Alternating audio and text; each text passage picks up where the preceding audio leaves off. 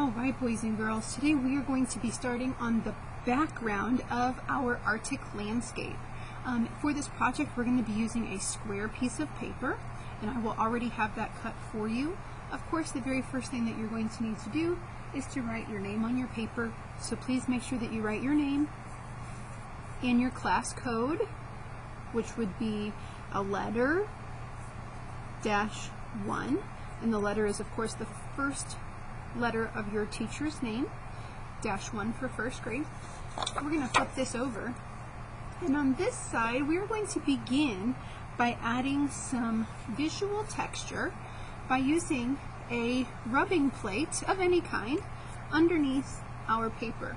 So we're going to be making this Arctic landscape, so I would suggest using cool colors like blues, greens, or purples. And very lightly, we really don't want to even be able to tell what kind of leaf or design is underneath here. We just want to have a little bit of color, and you can switch up your colors.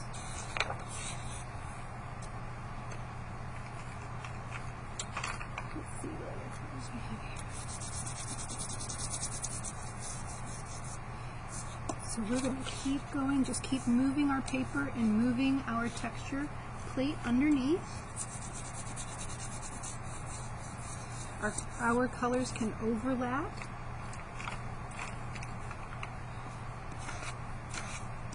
Oops. Down here a little bit. We definitely are not trying to color in our paper, because we are going to be painting over the top of this, and if you color it in hard, then you won't be able to see your paint over the top. So you want to make sure that you're just coloring lightly here and there, like this. And we're going to go all the way over our paper. I'm going to scoot it down here and fill in some of these gaps.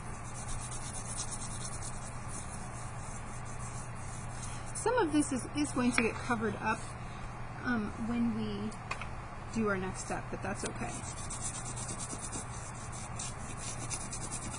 So once we have our paper filled with our texture, we're going to take this out. I'm going to go ahead and collect those, and then we're going to be ready to start painting. We will use blue and purple watercolor paints. Remember our painting techniques. When you get your paintbrush, you do not want it to be super drippy. So all these drips that we're seeing come out, we do not want those. So I'm going to take out my paintbrush and I'm just going to touch it to the inside of my water bucket. All those extra drips then run back down inside here without making any mess. If we do like this and tap, you're going to get splashes that splash all over and make a big mess. So we just touch the side of our bucket, and then we're ready to get our paint. As I said, we're using blue and purple because we want this to be a nice Arctic landscape. So I'm just getting a tiny bit of my purple paint, and I'm going to go right over the top in back and forth motions. You can, once your paintbrush starts to get dry, and it will pretty quickly, you're going to get a little bit more water, get the drips out again, get a little bit more paint, and you will notice when you're doing it on your paper that the paint resists over the crayon. The crayon does not let the paint stick, which is pretty cool. So I'm just going to fill in here. We're going to keep going with our blue and purple, blending it in together, making sure that all of our white paper gets covered with our paint. And this is going to be a nice icy looking sky for our backdrop of our Arctic landscape.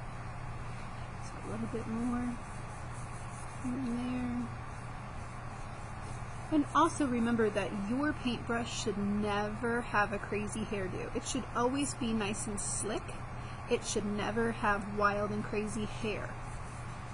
If you notice as you're painting that your paintbrush gets crazy hair and it's all like this, then you need to stop, get more water, get the drips off, and begin again. If your paintbrush's hair gets tangled in those big tangly mess, it does ruin our paintbrushes. So we want to make sure that we are being nice, taking care of our paintbrushes. Think of it just like your hair. You don't want it to be all tangly because it hurts. So once we have our background painted, I will come to collect your paintbrush and your paint tray, and then we will put our artwork in the drying rack until next time. We will move on. We're going to add some snow into our landscape during our next art time.